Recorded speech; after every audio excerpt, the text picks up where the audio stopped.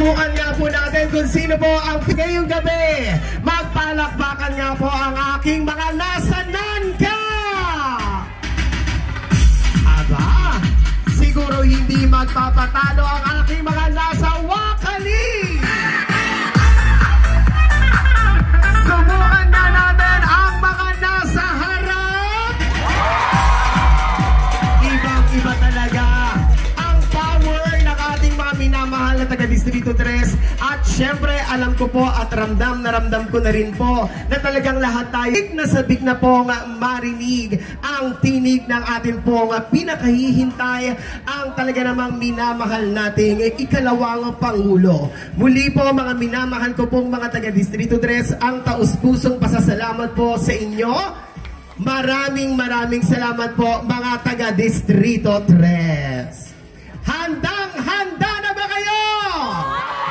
At sa mga pagkakataon pong ito, isang malaking karangalan po ang ipakilala ang isang leader na kahit kailan ay hindi tayo iniwan sa gitna ng laban natin sa pandemya. Ang batang galing sa hirap, nagsumikap. Ang batang Maynila, Yorme Isko Moreno Domingoso.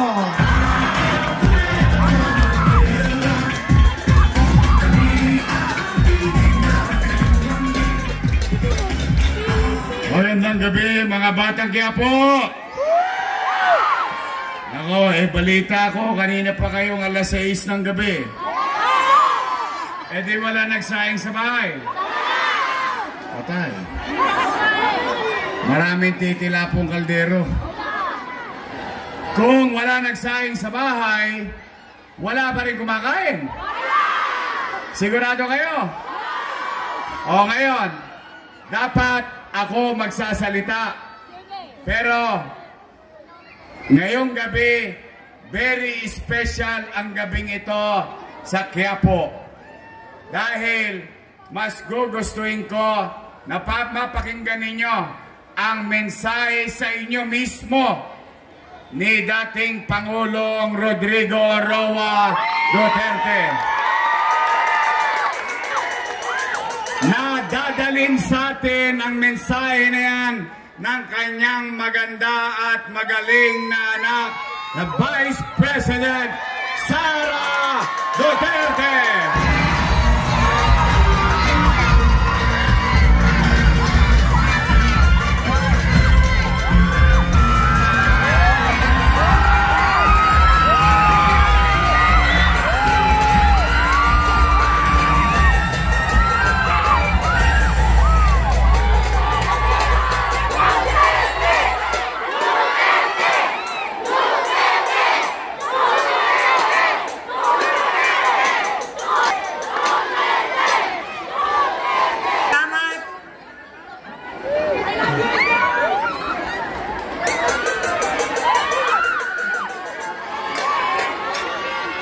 Assalamualaikum warahmatullahi wabarakatuh.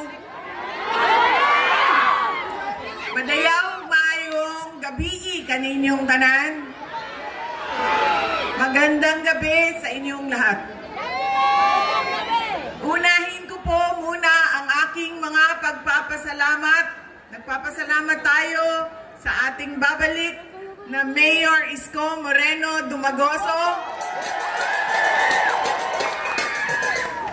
sa kanyang pagpapahiram sa atin ng stage, ng ilaw, ng kuryente, ng mikropono para mapaabot sa inyo ang aming mga mensahe ngayong gabi na ito. Pangalawang pagpapasalamat ay sa inyong lahat, mga kababayan, dahil marami sa inyo ang hindi pa kumakain, hindi pa nagluto, pero nandito galing pa sa trabaho, pero nandito kayo para makinig sa amin at sa aming mga mensahe para sa bayan. Maraming salamat po sa inyong lahat.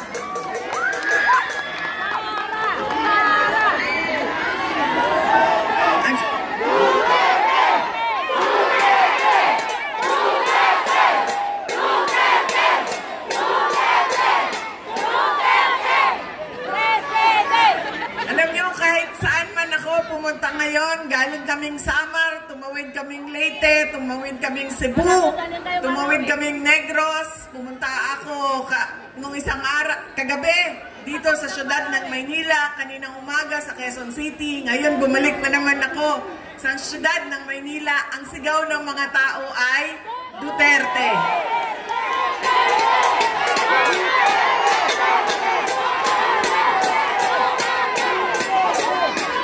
Baka lang po, nakakalimutan ninyo na hindi po kandidato ngayong eleksyon na ito.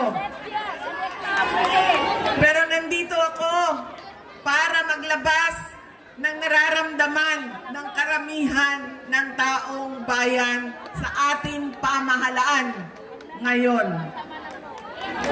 Pero tapusin ko po muna ang aking mga pagpapasalamat. Ang sunod po na pagpapasalamat ay mula sa akin, personal, sa inyong lahat, mula sa mga kasamahan ko, at sa aming opisina sa tanggapan ng pangalawang Pangulo sa inyong patuloy na suporta at pagtitiwala sa aming lahat. Maraming salamat po sa inyong mga kababayan.